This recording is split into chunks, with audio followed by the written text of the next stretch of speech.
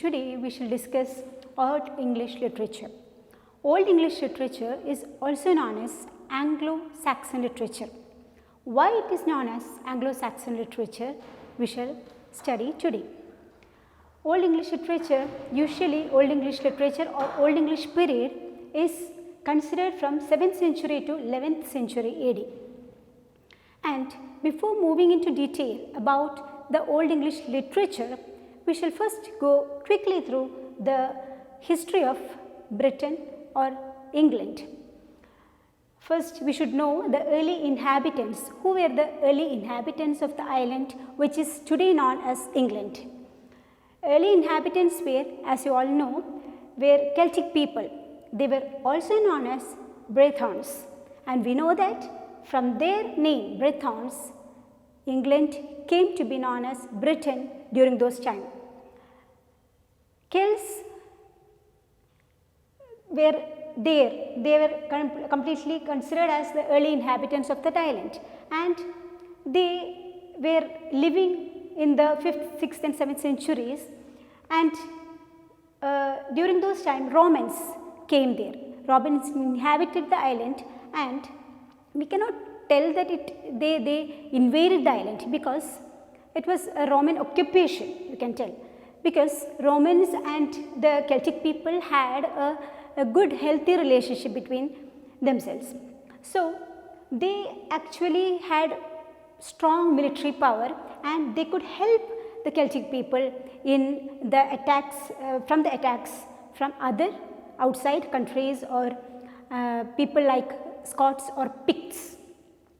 Romans were having strong military force, but after some years Romans withdrew themselves from the island known as Britain. They withdrew from the island. There may be some reason for that. The reason is Romans had some internal warfare, internal wars in their own native land, and also some outside attacks. So they need to withdraw from the island known as Britons. Then the Celtic people or the Brythons were now alone. They could not actually defend the attacks from the so-called Picts and Scots. From Picts and Scots, they were attacked. These Celtic people were attacked by the tribals known as Picts and Scots, the Scottish tribes. And they, as Celtic people were not so strong in their military force, they need help from someone. And they sought the help of the Germanic tribes, these three, that is Angles, Saxons and Jutes. These three were Germanic tribes, and these three were Germanic tribes. They came from Germany and Scandinavia. Angles, Saxons and Jutes came to help the Celtic people to defend the attack of Picts and Scots to the island known as Britain. But we see gradually that they came there, they settled there, they started conquering the island, and gradually they drove these Celts also out. These Celts were also defeated. They were driven out of that island, and the earliest inhabitants of the island, Celtic people, were driven out completely, and the whole island was inhabited by Angles, Saxons and Jutes, the Germanic tribes. When we see the map, we can see that Angles, Saxons and Jutes formed 7 kingdoms which were known as heptarchy.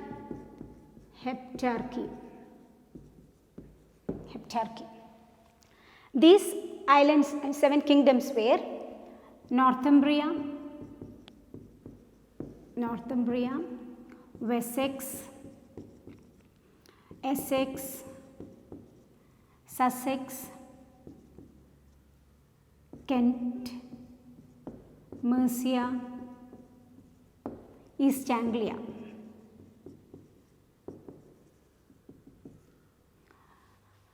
So here we can see Angles, Saxons and Jutes settled there, and they made the heptarchy of 7 places.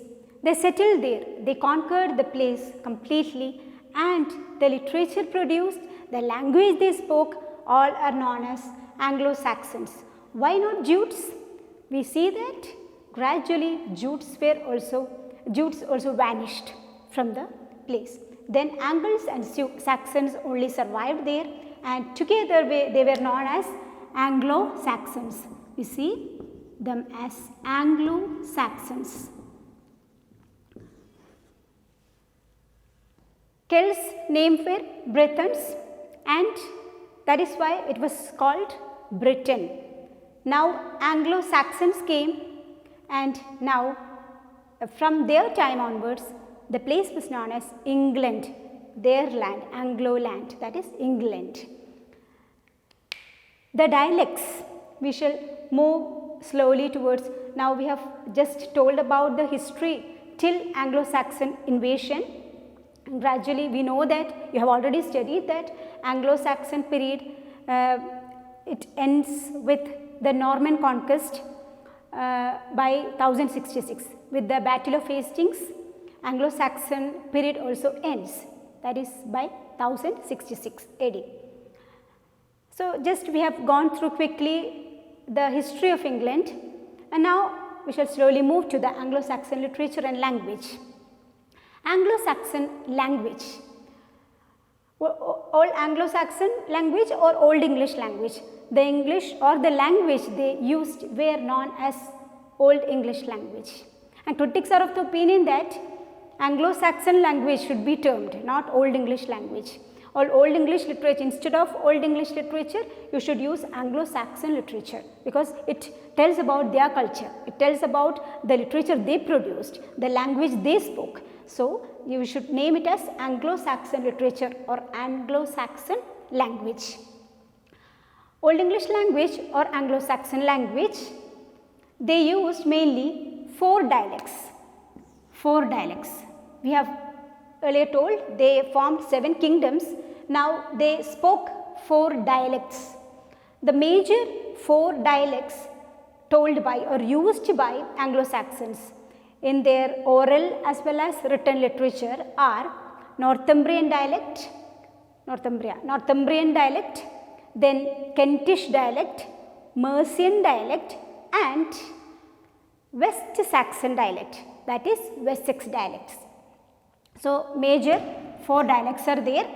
Once more I will tell: Northumbrian dialect, Kentish dialect, Mercian dialect, and West Saxon dialect or Wessex dialect. This Wessex dialect became important because it became standard, it was considered important, and it was used in most of the literature which they produced. Now it is about the language, and when we move to the grammar part and the pronunciation and spelling of Old English language or Anglo-Saxon language, the Old English language, the grammar was highly inflectional. That is, highly inflectional means the words themselves have to change their usage, change to denote tense or denote the number, etc. And when we tell about the pronunciation and spelling, it was really complicated and which is not used now and not used even in the Middle Ages. When we move to the literature part, most of the literature were using Old English manuscripts, that too 4. See, you see, the 4 dialects, manuscripts also 4. 4 manuscripts, mainly 4 manuscripts they were using. So the 4 main manuscripts were,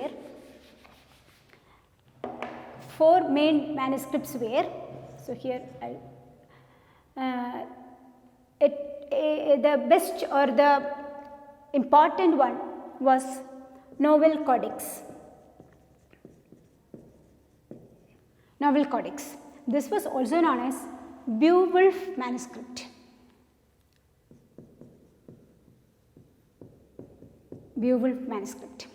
Another one is Junius manuscript. Then third one is This Junius manuscript is also known as Caedmon manuscript, that we will come into detail. First one is Novel Codex, then Junius manuscript, another is Vercelli book, then Exeter book. So here these four are the main manuscript used by the Old English people in their literature. Old English people used in their literature. We know that Old English people used first oral and then gradually they moved to written literature. In the written literature, the manuscript used were Novel Codex, Junius manuscript, Vercelli book and Exeter book. So here, first as we told, oral literature was produced. Orally, the stories, the poems, everything were orally transmitted from one generation to another, from one group to another and all. Gradually only they accepted the written form, the letters, alphabets from Romans, and they started written form. When we move to the major authors of Anglo Saxon literature or Old English literature, they are Caedmon, Beowulf, King Alfred the Great, Venerable Bede. These four are the major authors of Anglo Saxon literature or Old English literature. And before moving to the authors, we should know that which are the genres used. Major genres used in Old English literature were poetry and prose. Poetry and prose. They produced poetic works and prosic works. Poetry works, we know, they were mostly religious, heroic poems, then about the love poems, etc. And prose works, when we go to the prose works, they were mainly translations from Latin.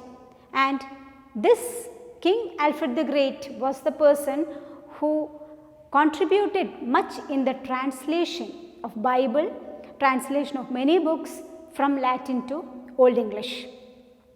We know that the so-called Old English or the Anglo-Saxon English was not completely English. It had the German taste because the Anglo-Saxon came from Germany and Scandinavia. So it was not pure English. So here King Alfred the Great was a great king, and he was not only a great king in a political way, he was a very good contributor to political scenario, political scene of England. Then he contributed to the literary, in a literary level, that is he actually tried to translate many works from Latin to English. Then when we move to Caedmon and Beowulf, Caedmon is considered as the father of Old English poetry. These were poets. Beowulf and Caedmon were poets. Caedmon was a poet who still continues to live in the literature student's heart. He was considered as the father of Old English poetry, and he produced many poetic verse. Especially he produced 9-lined poems, 9 lines, that too hymns. What are hymns? H-Y-M-N-S, hymns. You know, they produced in praise of God, in praise of someone, as a prayer song, that is hymns. So Caedmon produced 9-lined alliterative poetry, alliterative poems and hymns. And the figure of speech used in the poems, especially in Old English period, were mainly alliteration.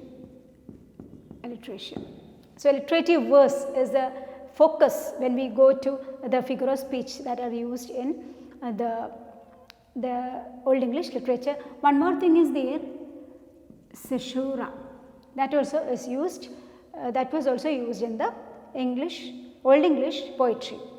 Another important poet of Old English is Beowulf. Beowulf also produced many works, and from him we understand that he produced, he was very religious.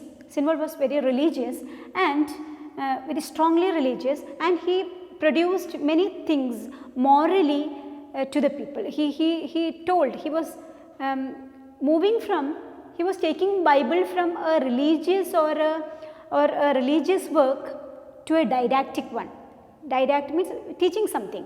So, moral lessons and all, he moved. He was a person who tried to move the poetry from just a religious belief to a didactic one. These two were the main poets of that period. And when we move to Venerable Bede and King Alfred the Great, they specially focused on prose piece. Venerable Bede is the person who wrote the ecclesiastical history of English race. That is the most important work in English literature.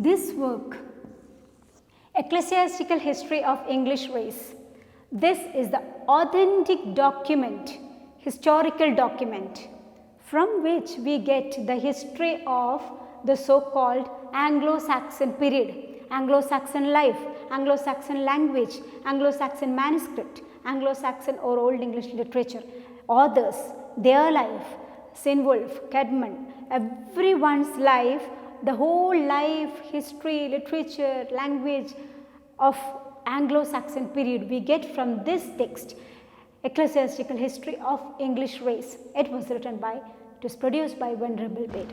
So, from this authentic historical document we learn all things about Anglo-Saxon period.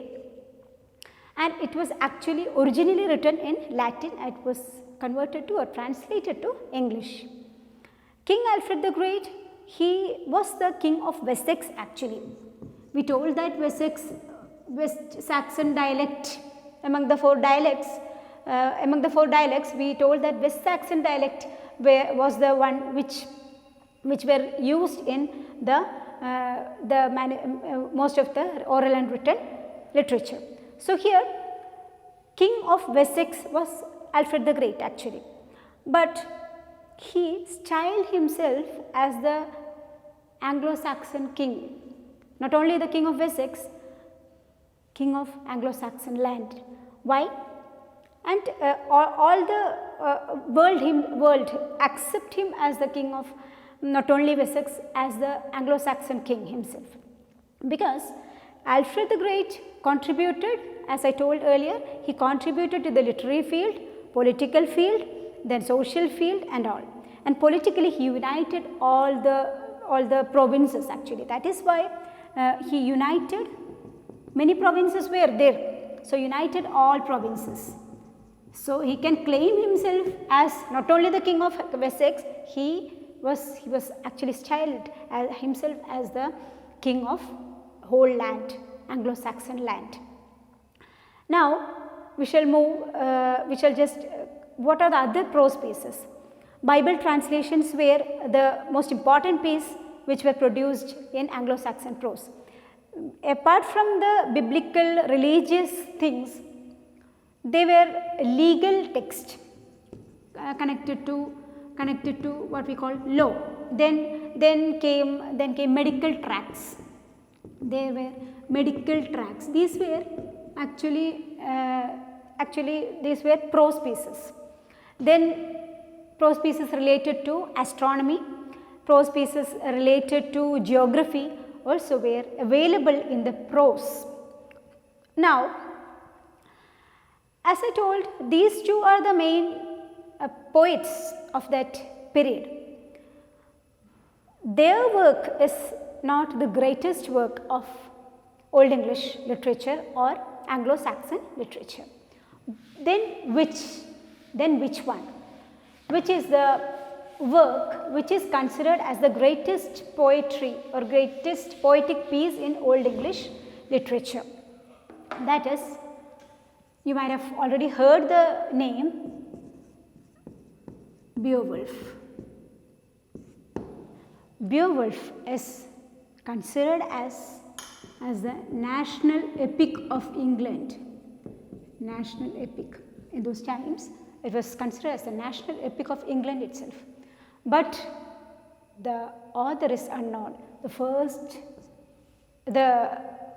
first and foremost thing that you should know is Beowulf is considered the greatest work of Anglo-Saxon literature or Old English literature. Greatest work, greatest poetic piece, national epic, but the author is unknown author. And some people are of the opinion that some person called Beowulf himself wrote the work. It's just an opinion about the work. Some people just opine that, but we know that unknown author, it is unknown author. In those times in Anglo-Saxon literature, we see that many of the manuscripts were lost. Some things had the ending, some things had the beginning, and some things at the middle. It was not complete. Most of the works which were found out later which were not complete. But here Beowulf was the only one work which was found complete. From beginning to end it was there, but author was unknown. And it was a long piece. It had 3,182 lines. 3,182 lines Beowulf had. And it had a grand style, and the author used the Baroque diction. Baroque diction. Then we know that throughout the work, from beginning to end, he maintained the grandeur of the work, sustained the grandeur of the work. Then when we move to the features, see, most of the work, most of the poetic piece or prose piece or the legends, whatever it was, the literary pieces produced during those times, that is 7th century to 11th century AD, those actually brings to you the heroic deeds, the heroism of the great warriors, great kings of Germany and the places around. As Anglo-Saxon were Germanic tribes, you know. So here Beowulf also told the story of a great warrior known as Beowulf. He was a warrior. In the beginning of the story, they have two parts are there for the book. It is just understood that there are two parts for the great work which contains 3,182 lines. Two parts, it is divided, it can be divided into two parts. So in the first part we can see that Beowulf is a Geatish warrior, and Geatish warrior, that is Geatish warrior, and who is helping the king who is being attacked from outsiders and all. And in the first part he is fighting with a monster known as Grendel. Grendel, a monster, okay, a monster. Then this, naturally, you know, Grendel was killed by the great Geatish warrior Beowulf. He was very strong, he was a great hero, and Grendel, when this monster Grendel was attacked and killed, Grendel's mother came to take revenge. Grendel's mother came to take revenge, okay. And naturally we know that Grendel's mother was also killed by Beowulf. This is the gist of the story in the first part. In the second part, we come to understand that the story is set after 50 years. The second part of the book Beowulf is set after almost 50 years or so. So, in the second part we see our Beowulf, who was a warrior, he became the king. In the second part, this is the first part, then second part he became the king of the at that place, King Beowulf, the second part. King Beowulf, and second part we can see he is having a great fight with a dragon. In the first part he is fighting with a monster called Grendel, then he is killed, his mother comes to take revenge, mother is also killed. Then second part, in the second part of the book, this Beowulf is becoming the king. It is set after 50 years, King Beowulf, and he is having a fight with a dragon. In the second part, it almost ends with dragon is killed anyhow, but we see that Beowulf also is fatally wounded, completely wounded, and the Beowulf, the work ends with the sorrowful burial of Beowulf. The work ends with the sorrowful burial of Beowulf. So here dragon is killed, Beowulf also is killed or wounded, and he was also killed. And ends with the burial. Ends with burial of the great warrior, the great king Beowulf. So throughout the story, when we go through the story, we understand that Beowulf also brings to you the story of a hero, and it is setting the standard. What if we go through the feature of the book Beowulf, main feature of the book is, we tell that we can come to a conclusion that it sets a standard for heroism. Main feature of Beowulf is that it sets a standard for heroism. What is heroism? Who is the hero? So Beowulf is the hero, the model. Yes, a model.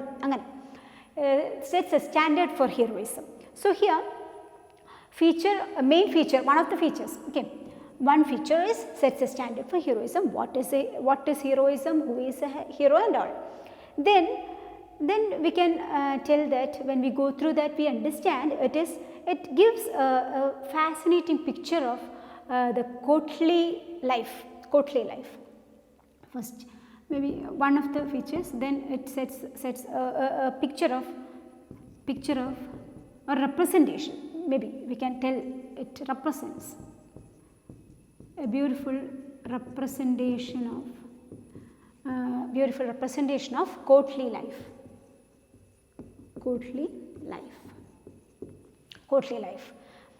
So these are the main features that we see in and I have told you some other things, that is the lines, Baroque diction is used and all. 2 parts are there, and the story comes to an end with the burial of our great king Beowulf.